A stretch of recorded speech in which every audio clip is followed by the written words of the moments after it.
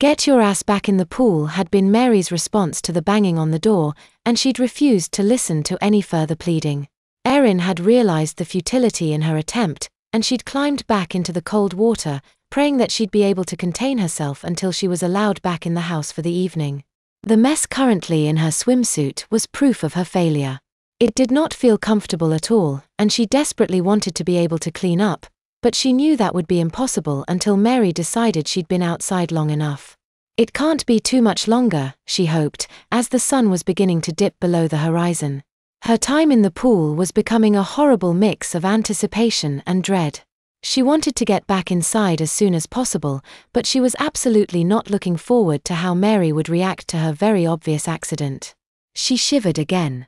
This cold water didn't make the situation any better. She was smart enough to keep as much of her body out of the water as possible, but everything below her belly was still being chilled. Even worse, it had started to rain lightly. This was the kind of rain that wouldn't even bother her if she was fully dressed, but with only her two-piece swimsuit on, it only served to make the unsubmerged part of her body colder. She finally heard the click of the door opening, and her stomach sunk as Mary approached. "Come inside," commanded Mary. Erin stood up, knowing fully that Mary would see exactly what she'd done. "Oh my God, girl, did you shit yourself?" Erin couldn't do anything but nod.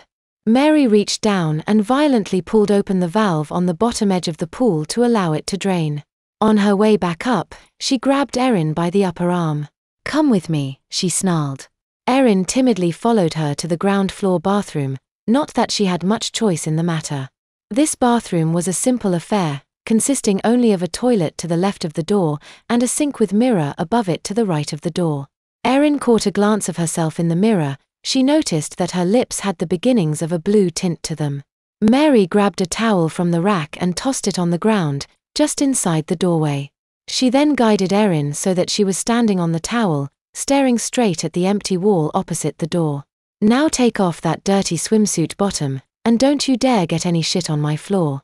Erin carefully pulled down her pale blue swimsuit bottom, trying to get as much of her mess off of her and into it as she could. Still, she could tell that her body was nowhere near clean. She stepped out of the bottom and held it in front of her, not daring to do anything else with it until given further instructions. Mary reached from behind her and positioned her arms so that she was holding the dirty swimsuit bottom at chest level about foot in front of her. She had a very good view of what she'd done, if she could ever consider such a view good. Mary spoke up. "Now, you hold that there, and think about what you did. Don't you dare move until I tell you to." Mary left the room and Erin heard the television turn on.